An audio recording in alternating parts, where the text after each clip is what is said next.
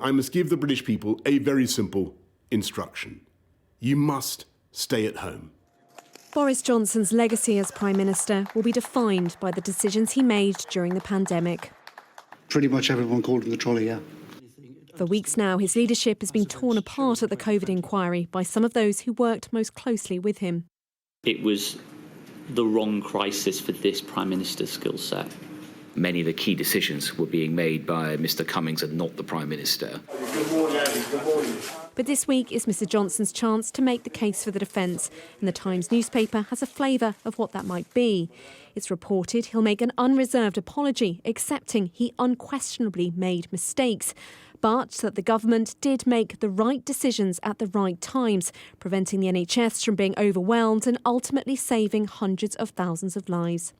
If Boris thinks he needs to apologise for what went wrong, then so be it. But I don't think we should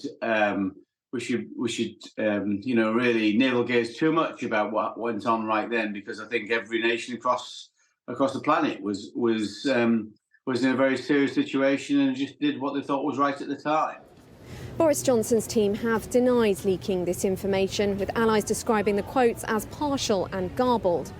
But we do know the former PM has been working hard on his arguments ahead of this appearance with his legal team. We'll find out next week whether they stand up to hours of scrutiny at the hands of the inquiry's lawyers.